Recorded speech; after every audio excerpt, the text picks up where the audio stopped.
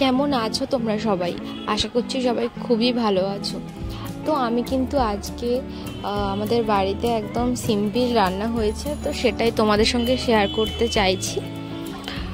তো আমাদের বাড়িতে আজকে রান্না হচ্ছে বেসিক্যালি যে আমরা বিশেষ করে আমি নিজে থানকুনি পাতা, যেটা হয় থানকুনি পাতার বড়া বা থানকুনি পাতা যেটা বেটে করা হয়, আমি ওটা খেতে খুবই পছন্দ করি।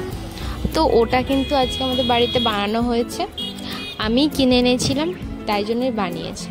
আর এর সাথে কিন্তু আমাদের বাড়িতে আজকে আমার জন্য আমার মা এঁচোড় চিংড়ি করেছে, তো আমি সেটাতে অনেকটা হেল্প করেছি।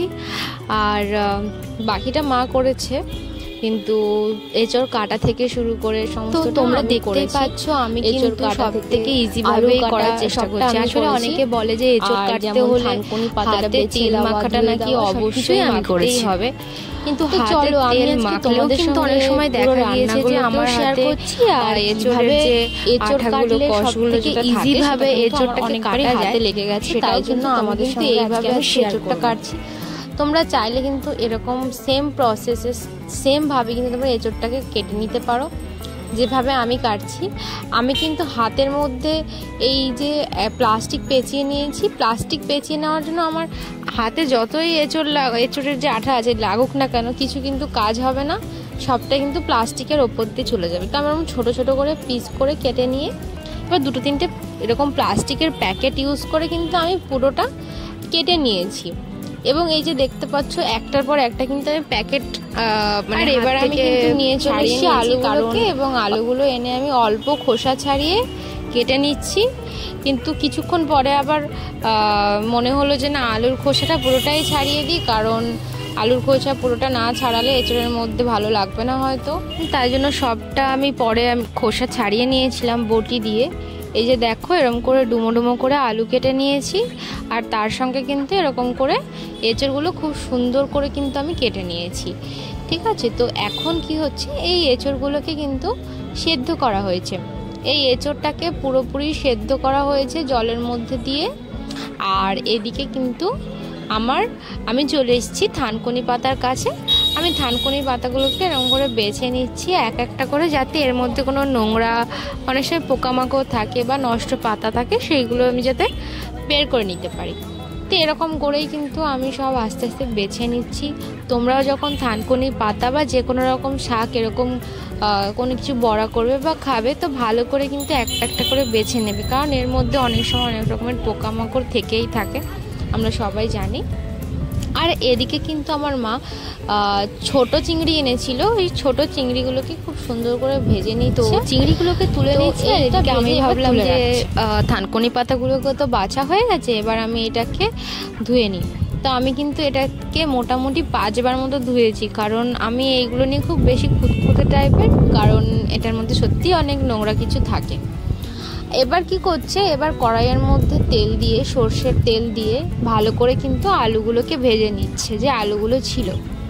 তো আলুগুলোকে ভেজে নেওয়ার পরে এর মধ্যে কিন্তু যে এঁচোড়টা ছিল, এঁচোড়টাও কিন্তু এর মধ্যে দিয়ে আবার ভালো করে হলুদ আর নুন দিয়ে এঁচোড়টাকেও আলুর মধ্যে ভেজে নিচ্ছে।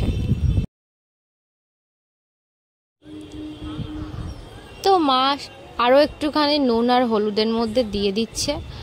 আর রান্নাটা কিন্তু আমি করছি না আজকে, আমি বারবার করে সেটা তোমাদেরকে বলে দিচ্ছি, মাই করছে, এবং সব থেকে সিম্পলভাবে যেভাবে করা যায় সেটাই করছে।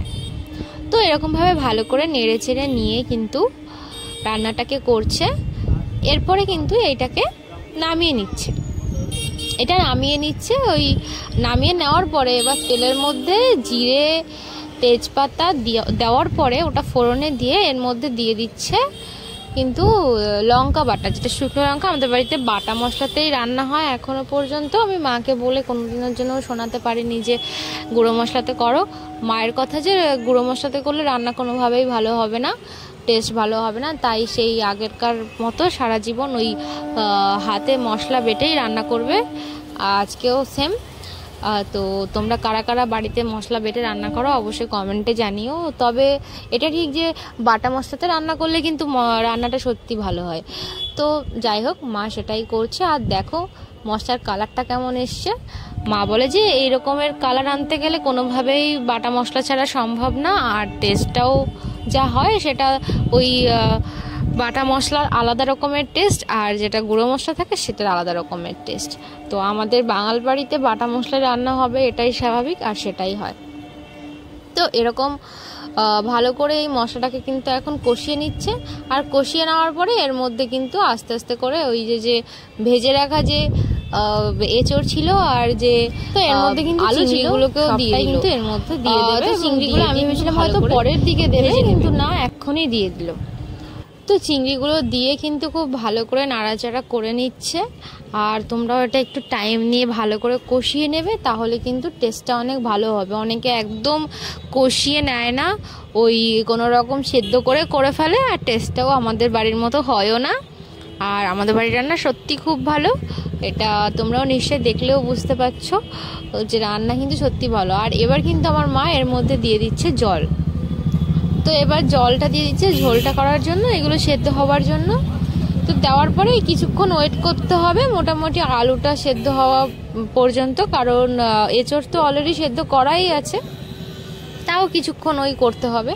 তো দেখো এক্ষুনি কালারটা কীরকম এসছে। আমি দেখেছি লোকের বাড়িতে রান্নার পরে এরকম কালার আসে, আমাদের তো রান্নার শুরুতেই এরকম কালার আসে, রান্নার পরে কি হয় কে জানে। তো এবার কিন্তু কিছুক্ষণ ওয়েট করতে হবে। এই যে মা ঢেকে দিল, ঢেকে দিয়ে এবার কিছুক্ষণ ওয়েট করব, ওয়েট করার পরে হয়ে যাবে, এটাই আশা করা যায়। এবং ফাইনালি মোটামুটি 10-15 মিনিট পরে ওই আর একটু ঘি আর একটু ওই ধনে গুঁড়ো করে মা কিন্তু ওর ওপর থেকে দিয়ে দিয়েছে। সেটা আসলে আমি দেখাতে মিস করে গেছি, আমি ছিলাম না কাছে। তো ফাইনাল লুক কিন্তু এই হয়েছে। মাংস একদম বলতে পারো ফেল করে যাবে এর কাছে, আমাদের বাড়ির যা এঁচড় হয়েছে। আর আমি তো খেয়ে পুরো ফিদা। আগেও অনেকবার হয়েছে, তখন বড় চিংড়ি দিয়ে হয়েছিল, মা বললো আজকে ছোট চিংড়ি দিয়ে করছি, আরও বেশি নাকি টেস্টি হবে, কারণ চিংড়িটা পুরো ওর মধ্যে মিশে যায় তাই জন্য। তো আমারও খুব ভালো লেগেছে। এবার হচ্ছে টেস্ট করার পালা, চলো টেস্ট করে তোমাদেরকে বলছি। এই যে দেখো, এই যে হচ্ছে সেই যেটা থানকুনি পাতা, এটা বেটে কিন্তু একটুখানি তেল দিয়ে ভেজে নিয়েছে, নেওয়ার পরে ওর মধ্যে লঙ্কা দিয়েছিল, একটুখানি নুন দিয়েছিল, আর কিছু কিন্তু দেয়নি।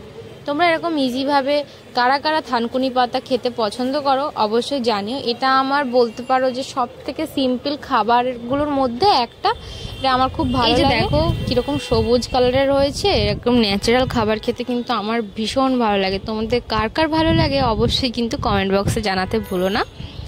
তো এই যে হচ্ছে আমার ফাইনাল লুক এঁচড়ের, এরকম সুন্দর একটা কালার হয়েছে, মা আমাকে দিচ্ছে।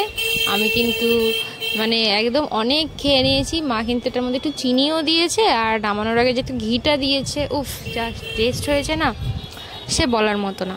যাই হোক, এই ছিল আজকে সম্পূর্ণ ভিডিও, এবং কেমন লেগেছে তোমাদের অবশ্যই কমেন্ট বক্সে জানিও। যদি এরকম ভিডিও আরও পেতে চাও তাহলেও জানিও। যদি ভিডিওটি ভালো লেগে থাকে তাহলে একটি লাইক করে দিও, আর কমেন্ট করো কেমন লেগেছে, শেয়ার করে দিও তোমার ফ্রেন্ডস এবং ফ্যামিলির সঙ্গে। পরের ভিডিওতে আবার দেখা হবে, ততক্ষণ পর্যন্ত সবাই ভালো থেকো, সুস্থ থাকো।